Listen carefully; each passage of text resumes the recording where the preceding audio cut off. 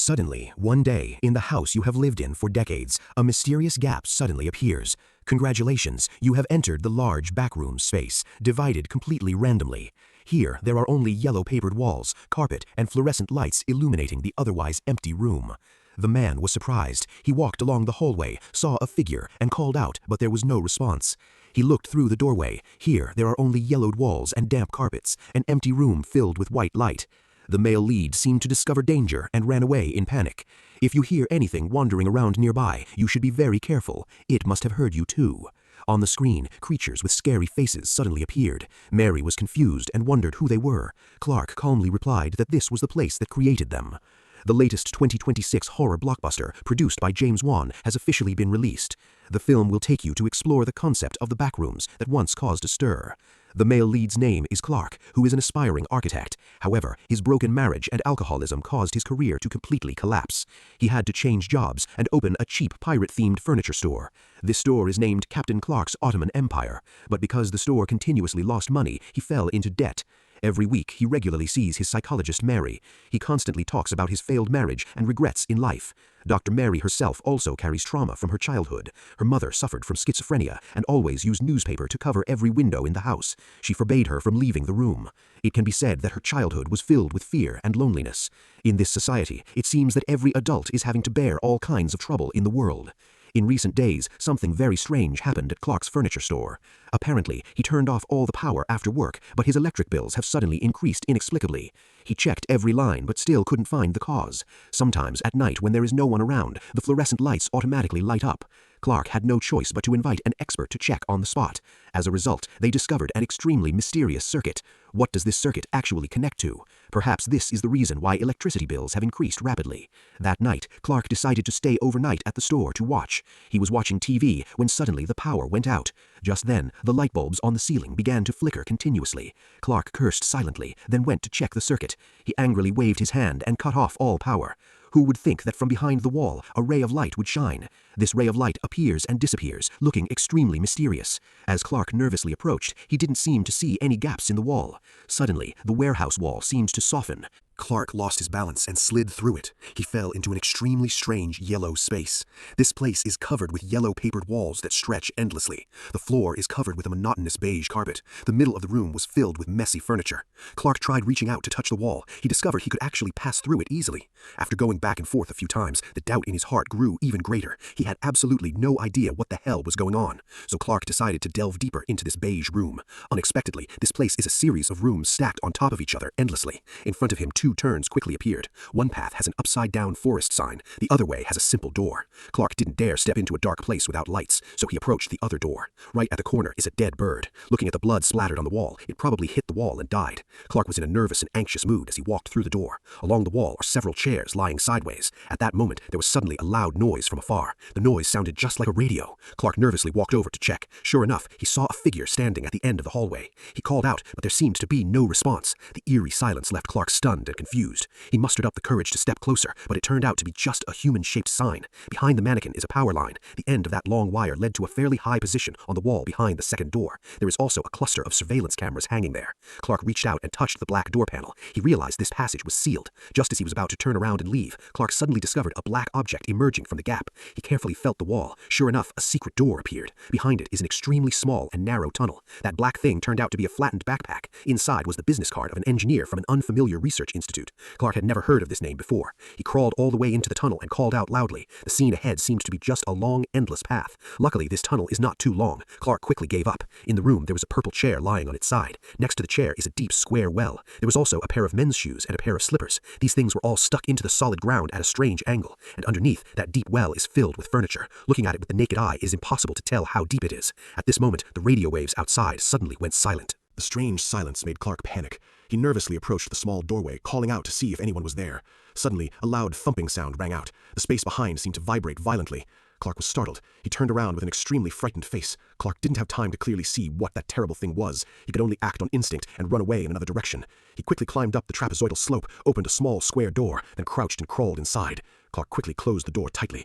But when he looked up, he was startled because he discovered that he was back at the same position as the upside-down sign from before. A numbing feeling of fear gradually filled his head. Clark ran back to the main hall as fast as he could. However, the wall had now turned into a solid concrete block. He desperately searched everywhere, trying to find a way out. In extreme panic, Clark grabbed a chair and suddenly passed back through the wall. He returned to his dark shop, still holding on to the chair, taking panic-filled breaths. We also don't know why he brought a chair out, probably to prove that what just happened wasn't a dream. Clark was still in shock. He stood blankly staring at the wall in front of him. It seemed like the sound of radio waves was still ringing in his ears, fading in and out. At this time, he was completely unaware. There was a man wearing a blue and white shirt and glasses. He is monitoring Clark's every move through the camera screen. A few days later, Clark rushed to psychiatrist Mary's clinic. He nervously closed the door and sat down in a chair. Clark really didn't know who to confide these strange findings to, so he decided to tell Mary everything. With a confused look on his face, he explained that he had found a new space in the store. It was as if that space just extended beyond the wall. It was as if the store was replicating itself into an endless loop. Mary listened attentively. Her face showed confusion and surprise. Clark's idea was that the strange world he wandered into was like a mirror dimension of the store, but Mary completely failed to understand what he was trying to express. She listened, confused. Clark tried to explain that this makes no sense. It's like describing a dog to someone who has never seen one, and then asking them to draw it. Surely they can't draw it completely right. He hesitated, and wondered why she was looking at him with such strange eyes. Dr. Mary's heart was filled with doubt at this time. She wondered why Clark's illness suddenly became so severe that he was talking so wildly. Ignoring the doctor's skeptical expression, Clark pulled out a detailed map from his pocket. Anyway, being an architect also has its advantages. If other people kept going around in circles, they would probably get dizzy. At least he can draw a map. Holding the map in her hand, Mary asked why no one else had found this place. Clark was still innocently explaining. He didn't realize that Mary was actually questioning him. She was subtly implying that what he saw was an illusion. Clark continued explaining very seriously. In the middle of speaking, he realized that Mary was not genuinely questioning him, but was only implying that what he saw was an illusion. Clark knew that there was nothing to prove just by talking. He snapped back, saying he would bring back evidence. Then he immediately left the consulting room. To prove that the world behind that door is real, Clark went to the couple shooting his promotional video, Bobby and Kate. He paid them to come along and film, intending to record the entire process of entering the reflecting room. The young couple immediately prepared their tools and followed Clark to the furniture store. This time, Clark had prepared some necessary tools and items stuffed into his backpack. He pointed at the squishy wall and said that was the path. Both Bobby and Kate were confused and didn't understand what was going on. Clark said he also marked the route on the other side to help them find their way back. Kate looked apprehensive. She wanted to go home before dawn. At that moment, the wall suddenly cracked. Bobby's eyes widened in surprise, and he kept swearing. At this moment, the two of them suddenly realized Clark was not joking at all. Kate senses extreme danger and does not want her boyfriend to move on. However, she couldn't seem to stop Bobby's curiosity. Through the camera lens, Bobby was confused and wondered about the messy pile of furniture and strange sounds. Clark still calmly carried his bag and led ahead. He admitted that he comes here every night but has only explored a very small part. However, Kate still couldn't believe her eyes. She even suspected Clark had drugged them both, but the experience before her eyes was so real it could not be an illusion. Compared to the first time he entered, Clark had explored more rooms. In there is a room containing a deep passage with no bottom. Clark carefully used a rope to tie Bobby tightly. He hoped Bobby could take a camera and climb down there to inspect. All three of them were completely unaware that right now there was someone hiding in the wall, secretly watching them. Clark told Bobby that if he got into any trouble, he should just pull hard on the rope. He would immediately pull him up. Kate felt extremely worried. She kept telling Bobby not to do this stupid thing, but intense curiosity won out. Bobby wanted to know what was underneath and reassured her girlfriend that this slope was not scary at all. The room below was filled with messy clothes. There was an extremely unpleasant odor in the stale air. Bobby stopped and looked up. Right above his head was an endless space. It's hard to imagine how vast this eerie place is. At this moment, the hallway right around the corner suddenly started flashing lights continuously. Bobby immediately shouted at Clark, telling him to give him some more rope. Suddenly, the screen had violent static interference. Bobby was so scared that he quickly crawled back up. He was sure that behind the dark entrance there was something. As soon as he got there, he was still panicking and complaining about the damn knot around him when suddenly a powerful jerk pulled him backward. Clark quickly grabbed the rope and tried to pull. However, the force below had extremely terrifying power. Both of them together could not resist it. They had to watch helplessly as Bobby was dragged to the bottom. He panicked and screamed for help in desperation. The camera fell freely and there was intense static. Bobby just disappeared down a dark tunnel. On the ground at this moment, there was only a trail of blood remaining, lingering in an extremely haunting way. Because she wanted to save her boyfriend, Kate risked her life and ran into that dark corner. The next sound from inside was a heart-wrenching scream. Clark didn't take another step further. He picked up the camera and carefully looked around. He discovered a corner of the wall was broken, revealing a small hole. Clark squeezed his eyes shut and crawled inside. Unexpectedly, inside there was a tunnel large enough for one person to fit through. Clark continued to crawl out through another broken wall, but the structure of these rooms was identical. In response to him was only an eerie silence. Near the pile of dirty clothes scattered on the floor, there was a heavy weight. A little further forward were two strange sofas. Looking at these completely unrelated items, it was indeed difficult to find any useful clues. Clark's spirit was now on the brink of collapse. He ran everywhere like a headless chicken. After rushing into a door, the light in the room suddenly turned red. In the middle of the bright red space that caught his eye was a Christmas tree. There were two toys scattered on the ground. Clark mustered the courage to go around behind the tree. He dimly saw a dark shadow looming. That black shadow suddenly screamed at him to step back and stay away from it. Clark ran away from that strange room on all fours. He hid in what looked like a restroom. As he went deeper inside, a giant bathtub gradually appeared. Clark carefully walked around the tub to continue forward. Suddenly, from a certain direction, there seemed to be a loud knocking on the door. Mixed in was Kate's panicked cry for help. She kept screaming, crying, and begging him to let her inside. Because the distance was so far, it was difficult for him to hear every word clearly. But Clark still recognized Kate's voice. Furthermore, that sound was getting closer and closer. It was clearly coming from right behind the wall. While Clark was extremely relieved, he suddenly realized an extremely serious problem. If the two of them were separated by a wall, how could Kate see him? Just as Clark was trying to understand the difference between the two sides of the wall, someone picked up the camera he had placed on the ground. Next, Clark seemed to have a premonition and turned around. The screen immediately turned off with a bang. The screen transitions to a normal family of four. On the table are placed news clippings cut from newspapers. It was written on them that a research institute received a government grant of $1,200,000. Previously, in the backpack in the world behind the wall, Clark had also seen the employee card of this research institute. Immediately after that, the male owner of the house appeared. He was the guy wearing glasses who saw Clark breaking in through surveillance cameras. Halfway through the movie on TV, an ad suddenly appeared. Coincidentally, it was an advertisement for Clark's furniture store. The guy wearing glasses took a glance and realized that this was the man on the camera. His expression instantly became extremely unpredictable. It seems that this research institute is most likely related to the existence of the backrooms. On the other hand, Mary awakened from her childhood nightmare. She heard intermittent sounds coming from the recorder. If you listen closely, it sounds like it's the voice of Clark. Speaking of which, she hadn't seen him come for consultation recently. Additionally, during their last meeting, Clark said some very confusing things. Mary couldn't help but feel worried about this patient, so she drove to the furniture store. Who would have thought that with just a light push, the door would open? Mary kept calling, but no one answered. There was not a single person in the empty shop. She went all the way down to the basement. The light overhead flickered continuously. Mary immediately saw the doorframe painted on the wall. On the whiteboard next to it, there was also a route map drawn. This must be the world behind the wall Clark mentioned. Even though inside she felt like this was ridiculous, Mary couldn't believe it and reached out to try it. As expected, her fingertips could penetrate the wall without any problem. She finally realized that Clark wasn't joking at all.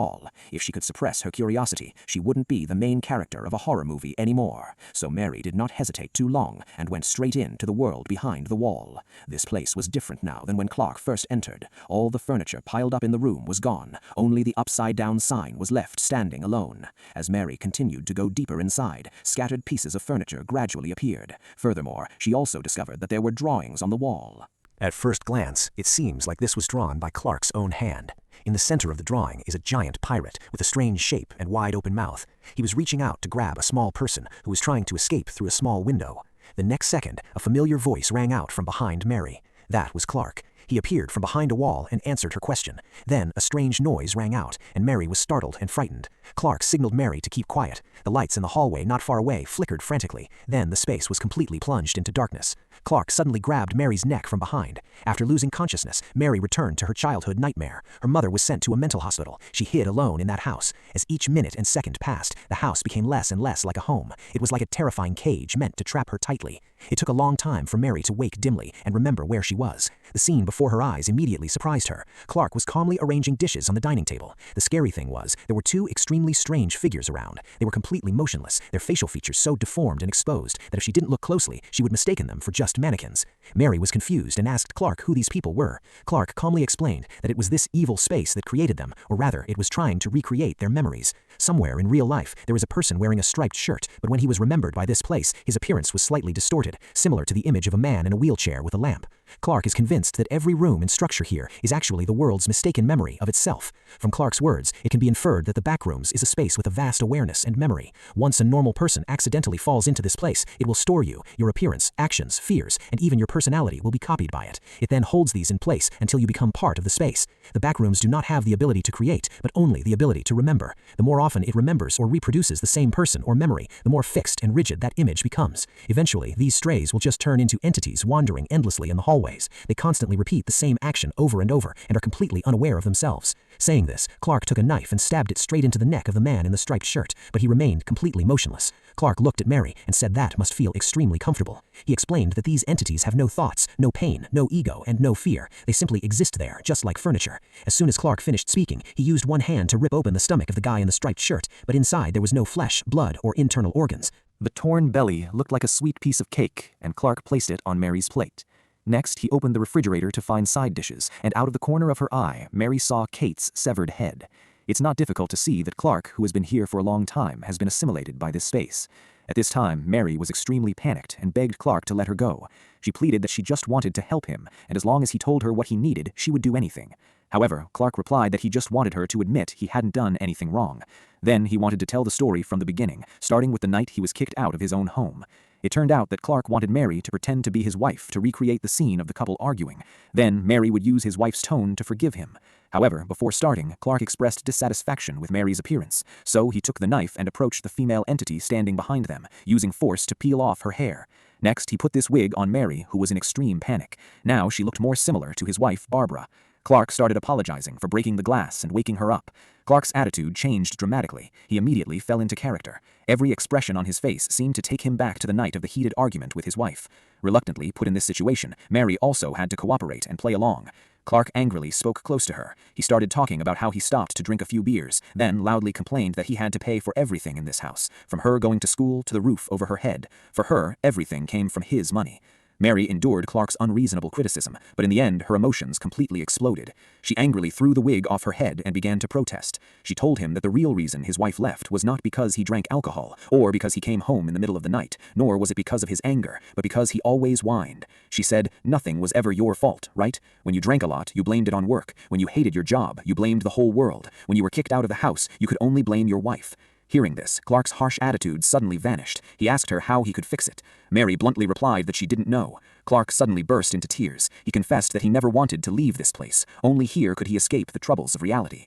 Mary immediately seized that opportunity to comfort him. She told him that he could choose to stay, but the prerequisite was that he had to let her go. Hearing those words, Clark decided to take the kitchen knife to untie and free Mary.